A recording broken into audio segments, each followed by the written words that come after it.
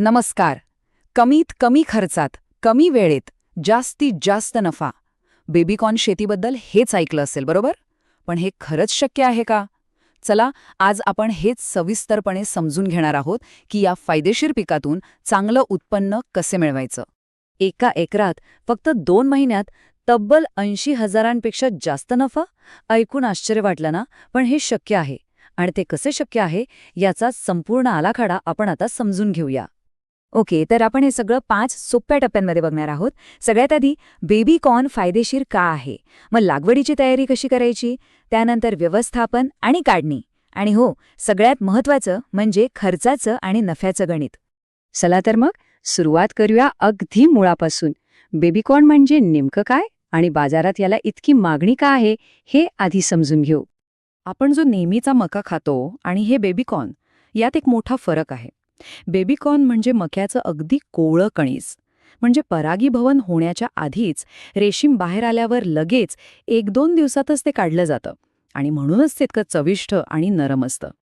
आता ही मागणी बघा. मोठमोठी हॉटेल्स, फास्ट फूड चेन्स, शहरातले ग्राहक, इतकंच नाही तर निर्यातीसाठी सुद्धा सगळ्यांकडूनच बेबीकॉर्नला प्रचंड मागणी आहे. याचा सरळ सरळ अर्थ काय, तर शेतकऱ्यांसाठी एक तयार आणि खात्रीशीर बाजारपेठ उपलब्ध आहे. बरं, बाजारपेठ तर आहे, पण चांगलं पीक घ्यायचं असेल तर सुरुवात चांगली करावी लागेल ना. म्हणजे हवामान कसं हवं, जमीन कोणती निवडावी, आणि सगळ्यात महत्त्वाचं म्हणजे योग्य वाण कोणतं. एक गोष्ट पक्की लक्षात ठेवायची, बेबीकॉर्नला साचलेलं पाणी अजिबात सहन होत नाही. त्यामुळे ज्या जमिनीत पाण्याचा चांगला निचरा होतो तीच जमीन निवडायची. ही एक छोटीशी गोष्ट आहे, पण अनेक जण इथेच चुकतात आणि मग उत्पादनाला मोठा फटका बसतो. आता आपण कुठल्या भागात राहतो यावर अवलंबून आहे की कोणतं वाण निवडायचं. जसं की डोंगराळ भागासाठी HM4 आहे, तर मध्य पश्चिम भागासाठी शिशू हे वाण चांगलं उत्पन्न देतं. योग्य वाण निवडलं की अर्धी लढाई आपण तिथेच जिंकतो. चला, आता थिअरी बस झाली. आता थेट शेतातल्या कामाबद्दल बोलूया.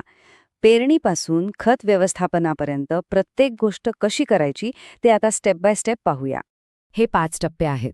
जमीन तयार करणं, बीज प्रक्रिया, पेरणी, पाणी देणं आणि खत घालणं. या 5ही गोष्टी जर आपण नीट केल्या ना, तर भरघोस उत्पादन नक्कीच मिळतं. हे अंतर फार महत्वाचं आहे. 2 ओळींमध्ये 2 फूट आणि 2 रोपांमध्ये 9 इंच. का? कारण यामुळे प्रत्येक रोपाला वाढायला, पसरायला पुरेशी जागा मिळते, हवा खेळती राहते आणि कणसाची वाढ पण चांगली होते. आता ही एक खास टिप बघा. खर्च कमी आणि उत्पन्न जास्त कसं करायचं? तर नॅनो युरिया आणि झिंकचा वापर करायचा. याच्या वापराने उत्पादनात जवळपास 20% आणि कणसाच्या वजनात 30% वाढ झाल्याचं दिसून आलं आहे. म्हणजे थेट नफ्यात वाढ. आता येतो सगळ्यात नाजूक आणि महत्त्वाचा टप्पा. तो म्हणजे काढणी. कारण बेबीकॉर्नच्या शेतीत सगळा खेळ टायमिंगचा आहे. योग्य वेळेत काढणी केली तर सोन्याचा भाव मिळतो, नाहीतर सगळी मेहनत वाया जाऊ शकते. हे बघा, खरीप हंगामात पीक लवकर तयार होतं, साधारण 45 ते 50 दिवसांत. पण रब्बी किंवा हिवाळ्यात थोडा जास्त वेळ लागतो, म्हणजे 70 ते 80 दिवस. हे नियोजन डोक्यात असलं पाहिजे, म्हणजे वर्षाला किती पिकं घ्यायची याचा अंदाज बांधता येतो. मग काढणीची योग्य वेळ ओळखायची कशी? सोपं आहे. कणसाला जे रेशीम येतं ते 1-2 सेंटीमीटर लांब झालं की काढणी करायची. आणि हो, काढणी शक्यतो सकाळी किंवा संध्याकाळी गारव्यातच करावी. अजून एक गोष्ट, कणसाची वाढ रात्रीच्या वेळी जास्त होते, त्यामुळे रोज सकाळी शेताला एक चक्कर मारायलाच हवी. बरं, आतापर्यंत आपण सगळी प्रक्रिया समजून घेतली, पण आता मूळ मुद्द्यावर येऊया. पैसे. म्हणजे खर्च किती येतो आणि नफा किती मिळतो. चला, एका एकरचं गणित मांडून बघूया. सुरुवातीला एका एकरासाठी बियाणं, खतं, मजुरी असा सगळा मिळून खर्च साधारणपणे 16,000 रुपयांपर्यंत येतो. आता प्रश्न येतो भावाचा. बाजारात काय भाव मिळेल याची चिंता असते, बरोबर? पण काही कंपन्या थेट बायबॅक करार करतात. म्हणजे पीक घेण्याआधीच भाव ठरलेला असतो. साधारणपणे 14 रुपये प्रति किलोचा दर मिळतो. म्हणजे बाजारातल्या चढ उताराचं टेन्शनच नाही. तर हिशोब अगदी सोप्पा आहे. सगळा खर्च वजा करून फक्त एका हंगामात एका एकरातून निव्वळ नफा तब्बल 90,000 रुपयांपेक्षा जास्त मिळू शकतो. पण थांबा, गोष्ट इथेच संपत नाही. यात एक बोनस पण आहे. कणसं विकल्यावर जो हिरवा चारा उरतो तो जनावरांसाठी एक नंबर खाद्य आहे. त्यालाही बाजारात चांगली मागणी असते.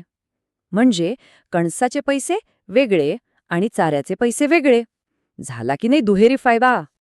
तर मग थोडक्यात काय, वर्षातून 4 वेळा पीक घेता येतं. कणीस आणि चारा यातून दुहेरी उत्पन्न मिळतं.